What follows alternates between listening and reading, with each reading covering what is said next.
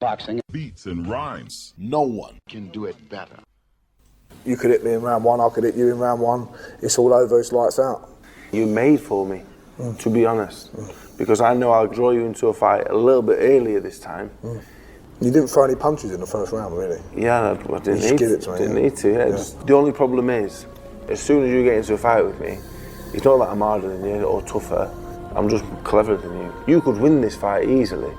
You could box my head off. Like the first 2 rounds, you can't resist. And at the copper box, you will not resist. Bowl that one in, but... I think Dave Allen was onto something there. If Johnny Fisher can improve his jab a little and his balance, he could outbox Dave Allen and win a decision.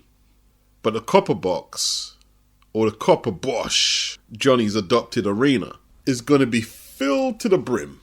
8,000 capacity is going to be full. The fans are going to be going absolutely mental. And I've tried to explain this to people. You need the big events in boxing because it makes a big difference. There's a good chance you will box differently in front of 2,000 people in an 8,000 seat capacity than you will in front of 8,000 people in the 8,000 capacity. Ricky Hatton, when he used to fight in the UK, asked Billy Graham how many times Ricky diverted away from the game plan, and he was successful most times. But as soon as the crowd get into a frenzy, he wants to have a tear-up. And that's what Dave Allen is waiting for. The fight reminds me of Jack Dempsey versus Jack Sharkey. Jack Sharkey, a very good boxer, a future heavyweight champion. Dempsey, a former heavyweight champion, was getting outboxed by Jack Sharkey.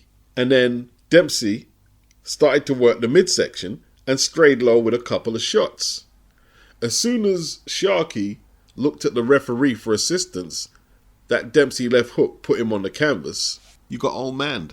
Dave Allen, 7 years Johnny Fisher senior, and they sparred together. They know each other. They're familiar with each other.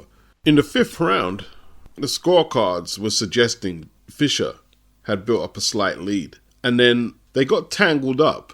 And Dave Allen shouted, "Break." Probably not in the code of ethics, but there is not a book of code of ethics for boxing. But I don't think it's illegal.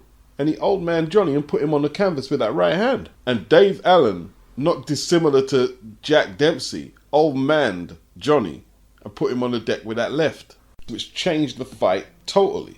Johnny is naive, and he believes that he's not going to make mistakes like that on Saturday. But who's to say the vastly more experienced Dave Allen with a full training camp with Jamie Moore and Nigel Travis will not be able to find other scenarios where the green Johnny is exploited. He had a couple of amateur fights. His best win so far is against Alan Babbage. Anyway, Johnny took a controversial decision over Dave Allen late last year. The crowd booed the decision, and most people thought Dave Allen won. It was a close fight. I'm going to cop out on my pick. I think Dave Allen is the likely winner if it's inside the distance. And Johnny Fisher late. More likely points Johnny Fisher. Stoppage Dave Allen. The face-off format they're using there, I would like to see it more. But it would have to be between fighters who are not likely to want to fight before the actual fight takes place in the ring. They didn't have nobody hosting the debate, which was fresh. I like the idea of the cards asking each other questions. I like all that, and I'd like to see more of it. Boxing beats and rhymes. No one can do it better. Frank Warren said he'd make Moses Itauma versus Martin Bakole in a heartbeat, and apparently negotiations with Ben Shalom have started. So risky for Moses. You think it's risky for Moses? Yeah. It's not a risky fight. It's just the type of fight that if Moses blows Martin out in a couple of rounds, a lot of people can say, well, Bakole was coming off a knockout and a controversial draw, which a lot of people thought he lost against a Jagba. But these are the type of jeopardy fights that Itauma needs to be in. There can't be too much punching up journeymen and trial horses left for Itauma right now. Queensberry have built him up into an attraction. Unfortunately, the way boxing is presented today, the prospects don't get the chance to learn their trade away from the glare of the spotlight like they used to be able to. But with social media, with streaming apps, and satellite before that, broadcasting the whole entire card, there's no hiding place for prospects, contenders. There's no hiding place. And if Moses fails to improve on what Joseph Parker did, and Efe Ajagba, if he struggles and if the L word comes up, then the inquest will have to take place, I guess. So risky for Moses. You think it's risky for Moses? Yeah. It's more risky for Martin Bakole, if anybody. I mean, neither Ben Shalom or Benny Nelson looked out for his stress levels, his well-being, if you like, getting on that plane at short notice to fight Joseph Parker when he was training to fight a totally different opponent, a world-class opponent in Efe Ajagba. And then with 20 plus hours notice, most of the 20 hours taken up on the plane, you're going to Riyadh to fight another world-class opponent. He's gone from the boogeyman to maybe he'll be the next heavyweight champion to a potential stepping stone for the likes of Moses Itauma. And I don't know what it is. Maybe they see Martin as this indestructible force, which he proved he's not, getting knocked out by Joseph Parker, that they don't have to assess the damage control for 2025. You just push him in there with Moses Itauma. Despite all the hype, Martin Bakole is not this one-punch knockout merchant. He's not. He's an accumulation volume puncher. The Jared Anderson fight led to this cult-like status, the new George Foreman. Everybody's scared of him, the boogeyman. Billy and Ben are ready to cash out. I believe AJ's getting shoulder surgery, and that's kept him out of the ring, but I don't see him rushing back, or Eddie Hearn trying to rush him back. Every time they quiz Eddie about, is AJ Fury going to happen this year? Is AJ going to return to the ring this year? Well, we've got to get the shoulder sorted out, get the mobility, get the physiotherapy, but we've got to make sure Anthony Joshua is right. Now, you don't want to call fighters commodities, but Eddie Hearn is still banking on AJ making Matchroom and DAZN a truckload of money. So they want to get him right for when he comes back. But Martin, it's a different story. While they're not forcing him in the ring, they're definitely coercing him, probably saying, do you fancy your chances against Moses Itauma? What do they think Martin's going to reply and say? He's not going to say, I need time to get my confidence back, to get my mind right, to get my body right. No, he's going to jump straight back in. They know this. But I'm not sure if Martin is someone in his circle who is putting their foot down, really looking out for him. That's what it seems to me. Boxing is a confidence game. Martin can put on that big smile. He can say, I'll fight anybody, anytime, any place, anywhere. He can say all that. Haven't they seen how Moses Itauma is disposing his recent opponents? Hey, I'd like to see the fight though. If Martin wants to take it, I'm watching. I'm assuming it will be on DAZN, not Sky. I'm watching. Well, Billy Nelson's saying if he doesn't get that nutritionist and that dietitian on board, then... Good. I mean, if they've identified that Martin needs a nutritionist, why are they rushing him into fights like that? They haven't even got the nutritionist. They haven't even put that into process yet. And they're talking about fighting Moses Itauma. And then Billy say, Martin, can I eat British foods? My dad couldn't eat British food. There's lots of people who come over here and they can't eat British food. It doesn't mean they're making bad dietary choices, though. Why didn't Frank say to take on Efe Ajagba in a heartbeat? In fairness to Frank Warren, he's never rated Martin Bakole.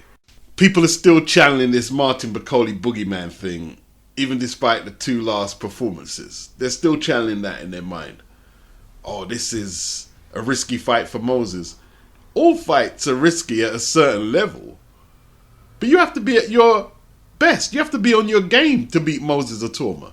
If you've got weight issues, if that's being diagnosed, and you're just coming off a knockout loss, and then you scrape past the perhaps world-class, but let's face it, average Efe Ajagba in a 12-rounder that most think you lost, I don't think it's good form to go into the Moses Itauma fight. Not if they're talking about a realistic chance of Martin winning.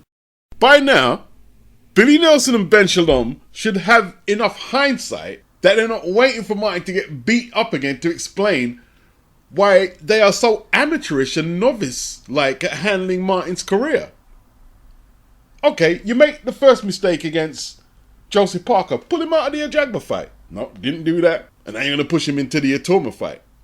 Basically using Martin like a piece of meat. And Martin's allowing himself to be used like a piece of meat. I mean, Frank Warren is basically telling them the script. Martin is a gatekeeper. He's badly managed because you don't know what the F you're doing. He's out of shape. His confidence must be shattered to pieces, despite him coming out in public with a big smile on his face. And we're going to use him as the lamb to the slaughter to build Moses' name. But Billy Nelson talks so much, but he's as thick as two short planks, and so is Ben Shalom. How do you think this is going to go? More than likely. Their idea of managing Martin and preparing him for fights is to close their eyes and cross their fingers and hope it goes right. Boxing. Beats and rhymes. No one can do it better.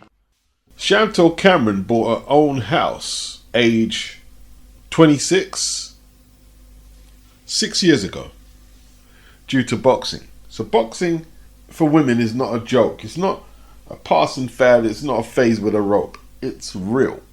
Savannah Marshall, 33 years of age, one of the hardest hitting women boxers that I've witnessed. A multiple weight world champion like Chantelle. Let's keep it real. The last couple of years, their careers have stagnated since Chantelle left Matchroom and went over to Queensbury. Now, Frank, it's not for the want of fight dates. He's got 2 fights last year. But Savannah, since she fought Clarissa Shields and lost a tight points decision over 10, that was October 2022. She's only had 1 fight since, and that was against Franchon Cruz. That was in 2023. And she was supposed to be on the card March 2025 this year, where Lauren Price outclassed Natasha Jonas. Boxer told her to make her way to London to the press conference. She got there, and in her own words, she was humiliated and confused when her fight wasn't arranged, and Peter Fury wasn't too pleased. And I don't think he's been too pleased with Boxer in the last couple of years, the way they've handled Chantelle and Huey. So Chantelle and Savannah have joined this British exodus where Chantelle's left Queensbury, Savannah no longer with Boxer. Not that they were getting her any fights anyway. Ellie Scottney left Matchroom, Ramla Ali left Matchroom, Katie Taylor still with Matchroom in name but hasn't fought on the platform for ages because MVP and Netflix have taken over women's boxing basically. Even Beatrice Ferreira, Matchroom, her next fight is going to be on MVP. I'm wondering if Ben Shalom, Eddie Hearn and Frank Warren are going to smell the coffee and work out but MVP and Netflix have took all our domestic female talent. Just took it all. The likes of Shadesha Green, Alicia Baumgartner, they were all fighting on DAZN, and now they've all gone over to Netflix and MVP. I don't know if Franchon Cruz has gone over there. Who Matchroom got left? What's Beatrice going to do over there, over in Matchroom? Who are they going to match her with? Same with Caroline Dubois, Clarissa Shields. I know she's got a fight coming up, but all the positive energy is over at MVP, but she says she's not going to sign with them. I'm not saying she has to sign with them, but she shouldn't show her hand like that. It's just not a clever way to play the game. Hopefully they can accommodate and give the attention that all these girls need who went over there, because that's quite a roster they've got over there. And Amanda Serrano, she's got the temperament, the credibility to help recruit the talent, to promote the brand, and she's already making the transition from the ring into her role, co-managing MVP. But there's still a lot of work to be done. Let's see if they can make this sustainable. All them women on that roster. Let's see. Boxing. Beats and rhymes. No one can do it better. Scheduled for Riyadh season, August. Callum Smith versus Anthony Yarde. Now this is interesting. Callum Smith, 33 years of age, with a record of 31-2-0, 22 inside the distance. Anthony Yarde, 27-3-0, 24 wins inside the distance. This will be for Callum Smith's WBO interim title at 175. It's a must-win for either man. Callum is 35, Anthony is 33. Callum has been a pro for 3 years longer, turning pro in 2012. Callum has accomplished more in his career, being a world champion at 168, and scalps like Joshua Boatsi, a fighter who Yarde has went back and forth with about fighting, a fight that should have been done and dusted, contested for at least 2 to 3 years ago. Yarde, in my opinion, has procrastinated in between his biggest fights against the likes of Beterbiev and Kovalev for the world titles. He looked good against Beterbiev. Callum was handled and dismantled by the same opponent. Yarde was stopped in 8, Callum was stopped in 7, but Yarde really competed with Arthur. Callum folded like a deck chair. Callum didn't perform against Saul Canelo Alvarez either, losing his 168-pound trinket. Yarde's best showings have been his 2 victories over Lyndon Arthur, and he's also got 1 reverse against Lyndon.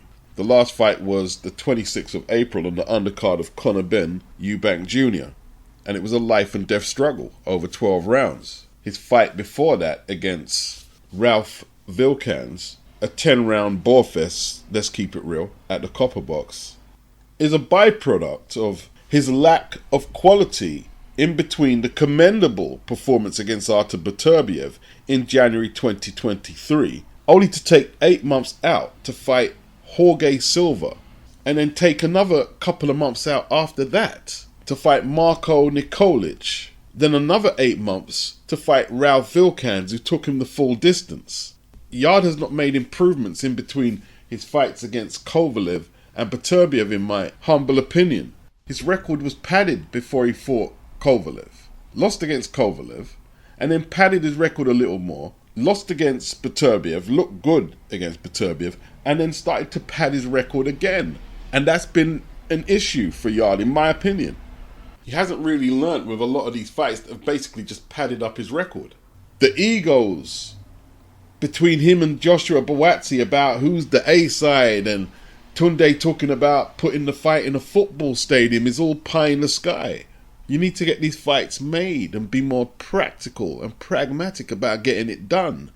While the likes of Callum, he's fought guys like John Ryder at the Echo Arena, and he was lucky to win that. But he was in there. He was in there fighting him.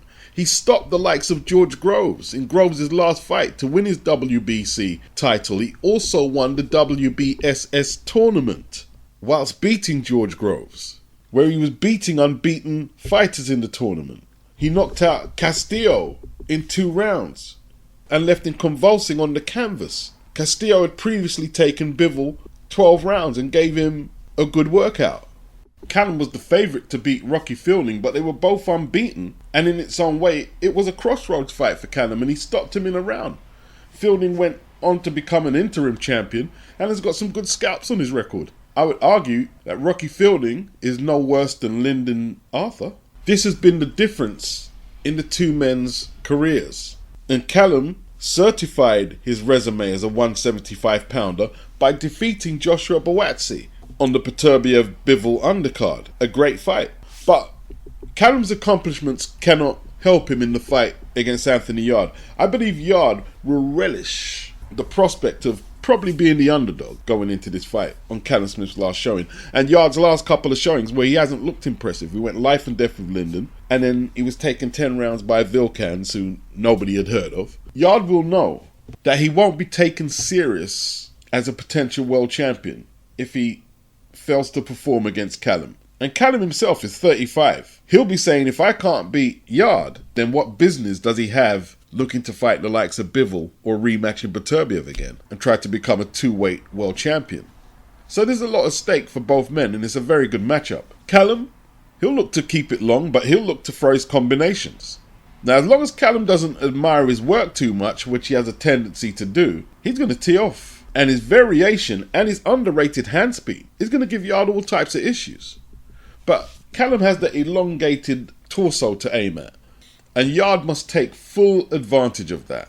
And I actually believe Yarde has the potential to bust up Callum on the inside. This fight will not be easy for Callum Smith if he's installed as the favourite by the bookies. That doesn't mean the fight will be easy. This is a very good fight. And this is not my final breakdown of prediction. It's too early for that. The fight hasn't been signed. It hasn't been confirmed yet. Boxing beats and rhymes. No one Can do it better.